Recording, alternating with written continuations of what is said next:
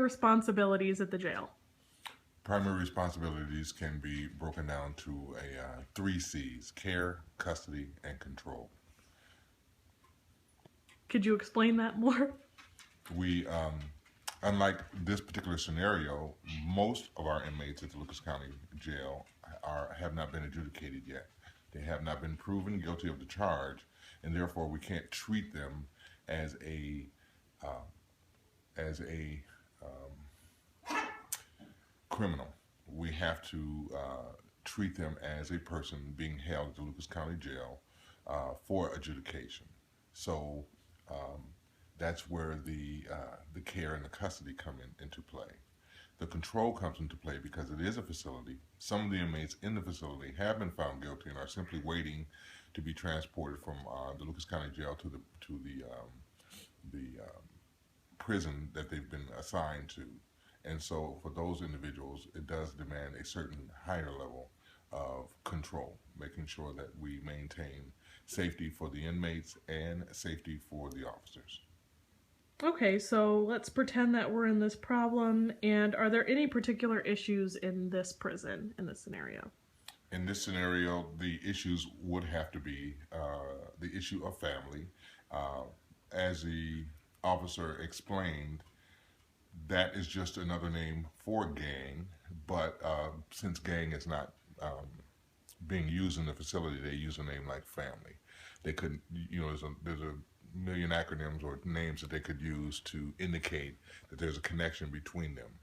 One of the problems with a connection in a facility is the numbers game.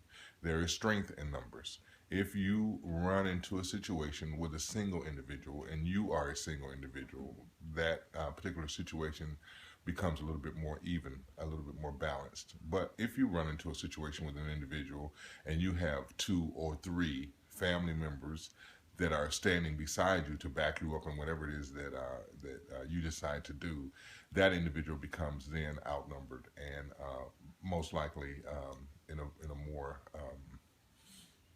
vulnerable situation. So, what methods would you use to deal with these families or these gangs? One of the strongest tools that we have to deal with gangs, families, affiliations is placement at the Lucas County Jail. We have 6 floors in the jail. 5 of them, 2 through 6, are used for housing.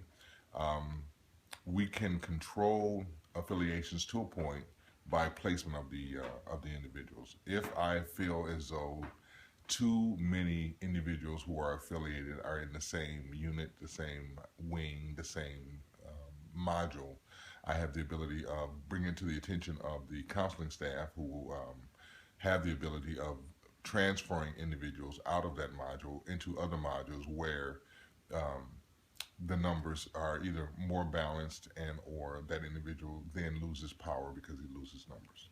So, in this case, do you think the officer used the correct amount of force, and what force are you allowed to use if there was a food fight or an actual fight like this that broke out in your prison or your jail? Well, the incident which causes the officer to step in and take control is pretty much I'm looking at both of these lights, controlled by the inmate.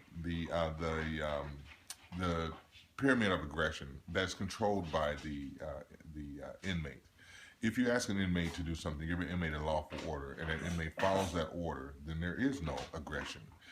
If you give an inmate a lawful order and the inmate is hesitant in following that order, and therefore you must put your hands on the inmate and assist them in putting their hands behind their back, getting down, whatever the order was, then it ends there. If the inmate is given an order and the inmate refuses to do the order, and you go to assist the inmate in the movement, whatever the request was, and the inmate resists to a point of forcing you into a struggle and trying to get that inmate to follow that order, then again, that is what has to be done. So the inmate is the one who determines the level of force needed to have them follow that lawful order. In this particular case, the young lady was asked to order twice to sit down and stop participating in that particular food fight or riot. and had both times not followed the order. So in their attempt to assist the inmate in following that order, I do feel the necessary level of force was used. Uh, if the inmate was harmed or injured during the order, they were, one, given an opportunity to express that when they were asked if they needed medical attention, and two, they were given the opportunity to express whatever that injury might be or how they felt to the nursing staff. And I see it as two separate issues. One issue is controlling the situation. The other issue is medical care for that particular inmate. The medical care issue, the injury to the wrist and or the continued aggravation of that injury, is out of the purview of the corrections staff, which only had to take control of the situation. The injury issue has to do with the relationship between the inmate and the medical staff. So if you had been in the same situation, would you have done the same thing? Exactly the same thing. Basically, like I said, you're going to react to the action of the inmates. In this particular situation, also, you have to take into account that the juveniles in the facility have been adjudicated, they have been proven guilty of their particular charges, and they are, in fact, prisoners of the system. So the treatment can be a little bit more correctional, because they have been found guilty of the crimes that they're charged for.